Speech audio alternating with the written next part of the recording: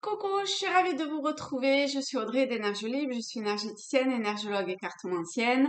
Et nous allons voir quelles sont les énergies pour ce long week-end. Qu'est-ce qui va venir à nous? Qu'est-ce qu'on va peut-être travailler? À quoi on va nous pousser? Dans quelle direction on va aller? Ou pas? Allez! Quelle est l'énergie principale? Il y en a beaucoup là qui tombent et puis il y a celle-là qui voulait venir aussi. Je pense que je vais en demander qu'une.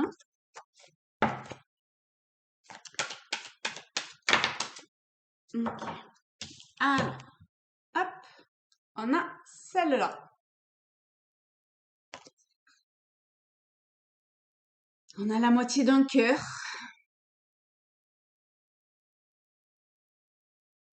C'est comme s'il y avait quelque chose qui se dessinait, qui se profilait de traits. C'est un cœur hein, qui se dessine et qui se profile. Donc forcément, c'est très... Ça nous met en joie. Ça éveille plein de petits trucs comme un petit feu d'artifice là qui pétille dans tous les sens là. Tch, tch, tch, ça pète dans tous les sens. Et ben il y a un truc un petit peu comme ça. Il y a quelque chose de l'ordre de presque une excitation. Presque bien quand même, hein.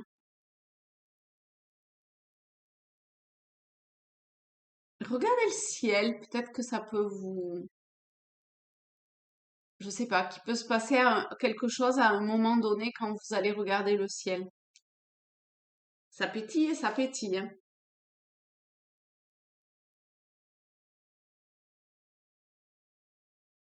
Alors, c'est peut-être un lien avec d'autres personnes, mais quand même, c'est très personnel. C'est très en vous. C'est comme si vous arriviez à toucher du doigt, à percevoir une partie de vous euh, que pour le moment, vous aviez pas forcément, comment dire, dont vous aviez pas forcément conscience que c'était à ce point-là magnifique.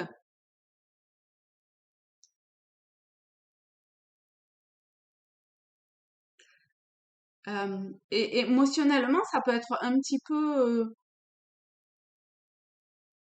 fluctuant, dans le sens que vous pouvez comme vous sentir un peu ou submergé ou totalement l'inverse, émotionnellement parlant.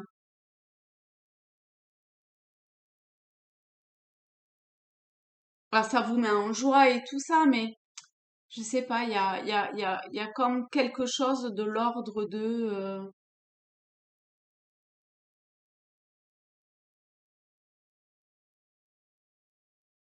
ou alors, c'est plutôt que c'était un peu asséché, et là, il y a quelque chose qui, qui émerge. On est beaucoup au niveau du plexus solaire hein, quand même, hein. Chakra du cœur, plexus solaire, hein, on est vraiment dans ces deux-là beaucoup. Peut-être la gorge aussi, hein, il y a, je sais pas pourquoi ça m'y fait penser. Le bleu me fait pas forcément souvent penser à la communication, hein, mais là, il y a un petit peu de ça. Alors, on va mettre ici, une petite fée jolie. Et je vais prendre, qu'est-ce que je prends? Hmm,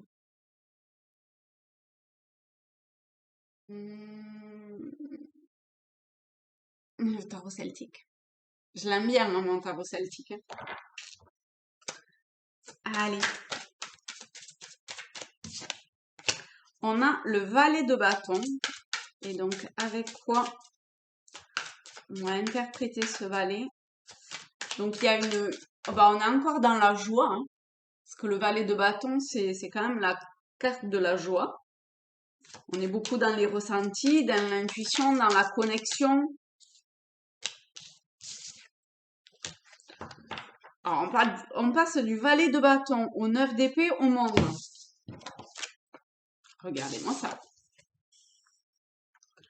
On a deux magnifiques cartes qui encerclent ce 9 d'épée et donc ce deuil.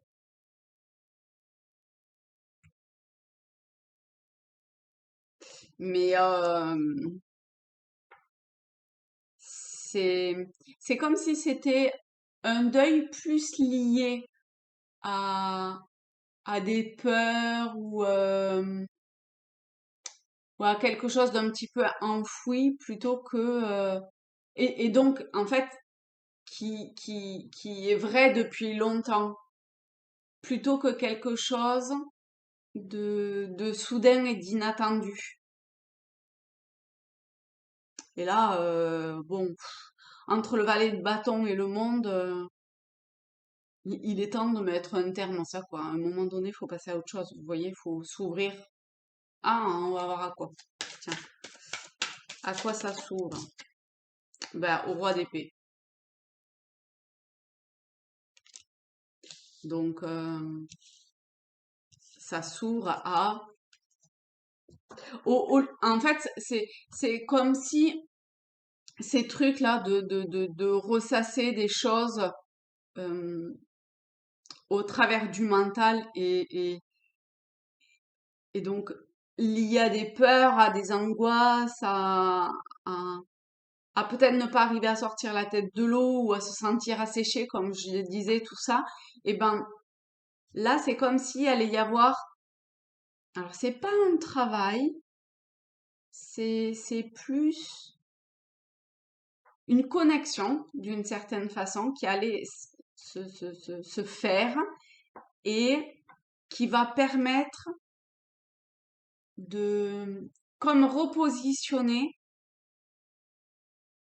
bah, les pièces d'échecs sur un échiquier, vous voyez, de repositionner les idées, le mental, l'ego peut-être aussi, parce qu'avec les épées, on est aussi là-dedans, dans une forme de, de, de, de, de, enfin, de droiture, c'est pas vraiment le terme, mais de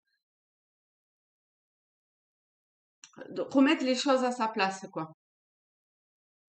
Et pas se laisser submerger par je ne sais quoi qui n'a mm, qui enfin c'est un truc auquel notre mental s'accroche mais c'est pas nous quoi. Et le fait, je sais pas si vous allez être avec d'autres personnes ou comme ça, mais je pense que ça va vous aider à éclaircir certaines choses en fait.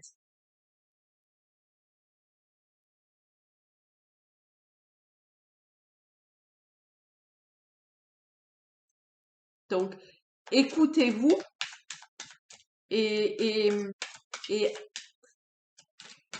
enfin, on n'est pas dans l'action ici, on est plutôt dans, enfin, dans l'action de ses ressentis, quoi. Vous voyez, on n'est pas dans une action physique à proprement parler. Moi, j'avais plutôt envie de prendre ça, mais... Alors, on a le 9 de bâton. Je les prends quand même, les deux. Le 9 de bâton, le 5 d'épée. L'as de bâton. On a beaucoup de bâtons quand même. On a beaucoup de bâtons et d'épée. Et le 5 d'épée.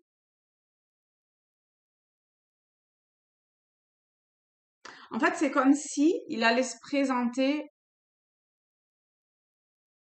euh, plusieurs cas de figure. Donc, le premier cas de figure, comme je vous disais, un deuxième cas de figure où il y a comme une lutte intérieure de vouloir encore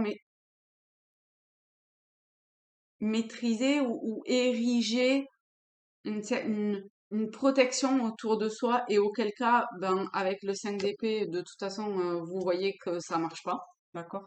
Ça, c'est vous à l'échec. Alors, je vais quand même prendre une autre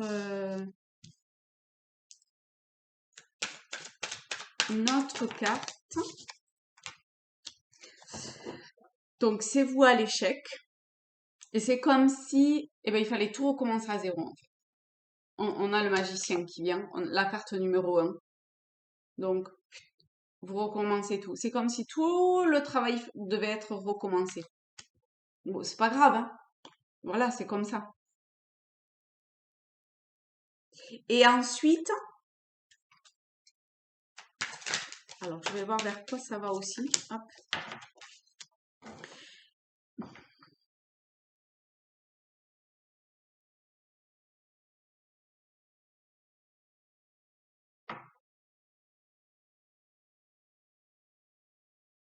C'est un peu comme si on vous demandait un troisième cas de figure, ou pour les personnes à qui ça parle, hein, d'accord, de, comment dire, je ressens beaucoup de solitude encore. Vous voyez, je ressentais avec cette première carte euh, différentes émotions, et ben là j'ai l'impression que c'est ça aussi.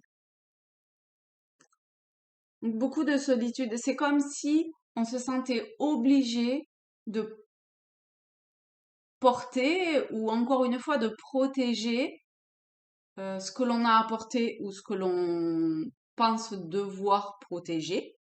Mhm.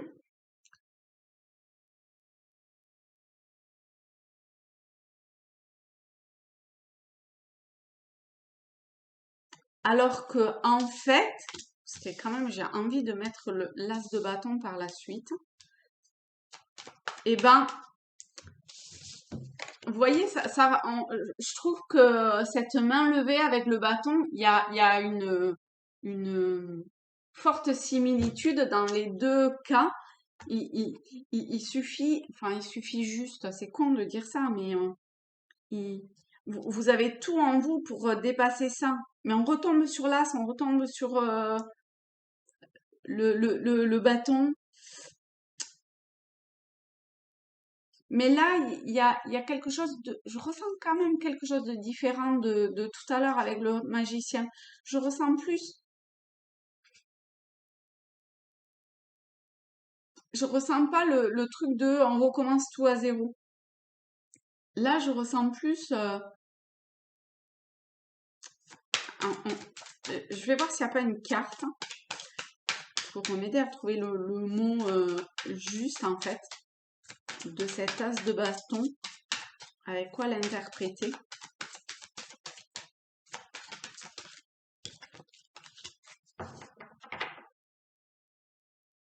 On se sent vraiment seul, hein.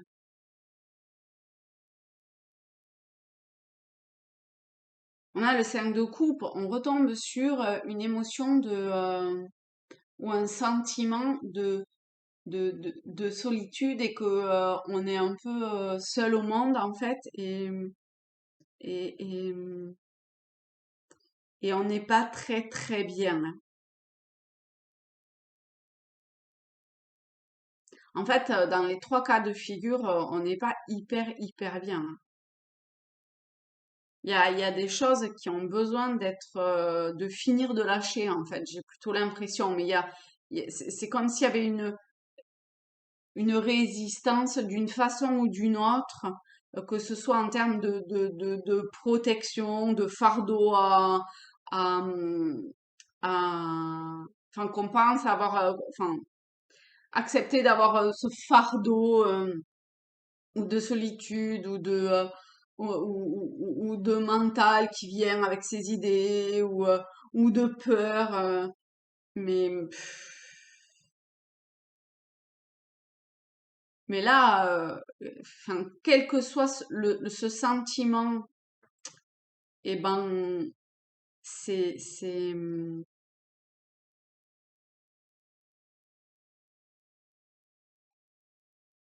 c'est faux en fait. Enfin là, je ressens que c'est faux.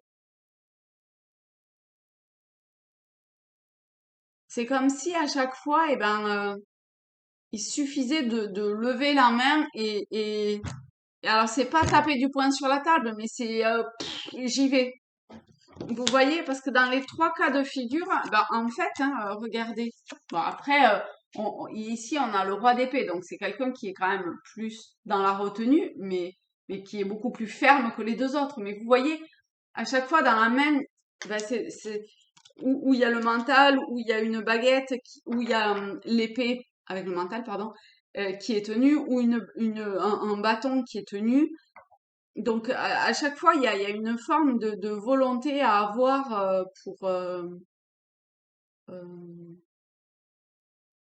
une forme de volonté et d'écoute et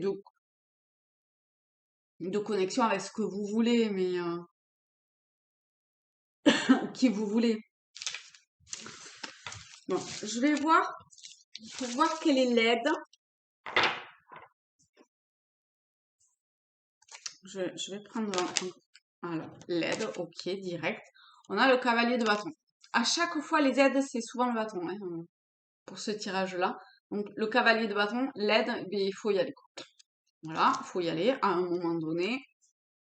J'allais dire quelque chose un peu vulgaire. On se sort le doigt du et on y va. Je suis désolée. Mais le cavalier, c'est ça.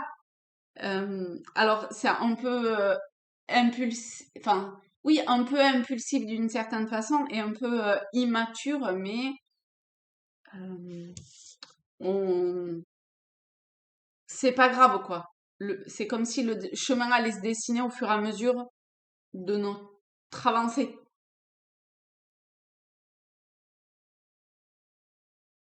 Faut, je sais pas moi. Vous voyez, c'est comme si on avait une frontale au niveau du front et on suit la lumière que ça éclaire. On suit la lumière que ça éclaire. Ça, c'est pas français, hein. La frontale éclaire et on suit le rayon de lumière, d'accord? On suit le trajet. Et ben là, il y a un truc comme ça. Alors, notre force, oh, c'est notre patience. Ah, pardon, ouais, mais euh, d'accord. Je sais pas si ça vous parle, hein, si ça vous fait sourire comme à moi, mais non, si, je suis patiente, hein, mais je dirais pas que c'est ma plus grande des qualités. Mais je suis patiente, je suis patiente. Je sais que des fois, il faut attendre. C'est pas facile. Bon, c'est à venir, d'accord? Avec l'étoile, ça va pas être là immédiatement, c'est à venir. Mais c'est, c'est de très bon augure. Vous voyez, on a les étoiles, hein, c'est comme euh, l'étoile du berger. Pour ceux qui étaient en bateau, ils suivaient l'étoile dans le ciel pour donner l'axe. L'étoile du berger, l'étoile du nord.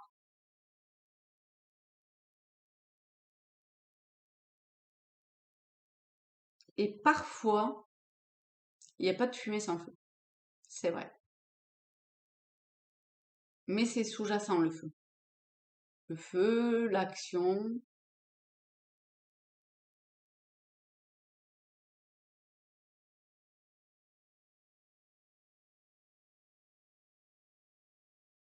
C'est comme si il se préparait quelque chose à l'intérieur et qu'on n'en a pas forcément conscience, mais qu'on l'alimente d'une certaine façon pour que après ça explose comme le volcan.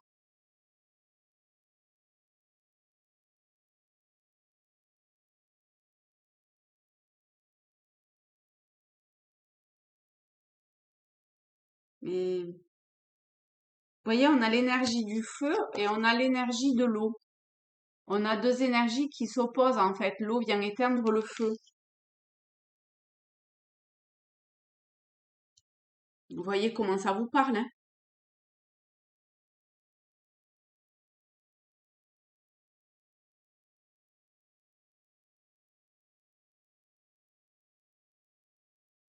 Après, l'eau, c'est la vie.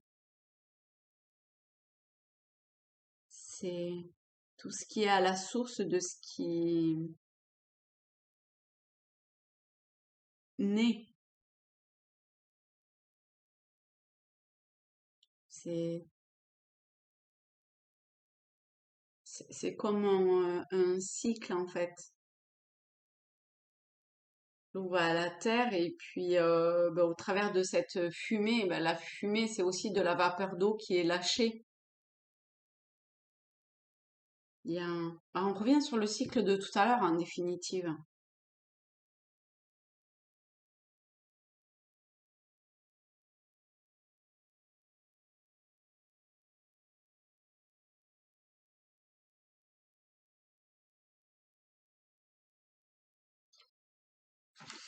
Alors, qu'est-ce qu'il en est de ce cycle? Parce qu'à un moment donné, c'est bien d'arrêter d'être toujours dans ce même cycle infernal, là.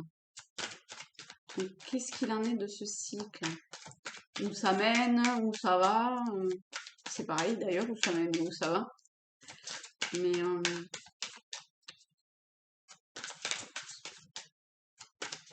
comment, comment interpréter ce signe, ce cycle? C'est le bordel. Bah, on a les mêmes cartes qui retombent de tout à l'heure, hein. Le 4 de bouclier, le 5 d'épée, l'as de bâton, le 9 d'épée. On en a deux nouvelles, l'as de coupe et le cavalier de coupe.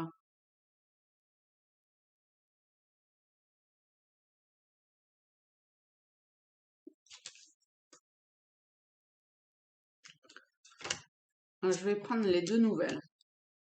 Et moi, ce que ça me fait penser, c'est comme si on tenait entre nos mains, et ben, alors c'est symbolique quand je dis entre les mains, hein, mais c'est comme si on tenait,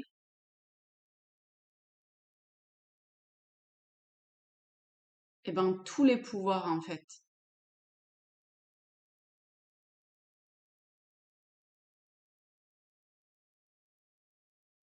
Et, et on vous les montre, on vous fait c'est comme si vous receviez des signes ou des indications. On vous montre que, que, que c'est plein ce que vous tenez entre vos mains. Vous voyez que la coupe, elle est pleine, elle n'est pas, il n'y a pas à chercher ailleurs, c'est là déjà.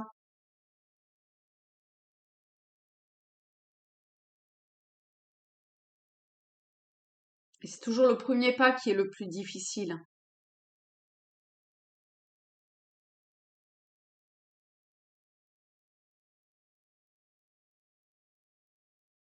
D'accord. Je vais le garder d'ailleurs. Alors, est-ce qu'il y a quelque chose de plus ou est-ce que c'est bon? Message complémentaire. Bon, je pense que c'est bon. Eh ben, je vous souhaite un très beau week-end à tous, à toutes. Je vous fais de gros bisous et je vous dis à très vite. Salut les amis!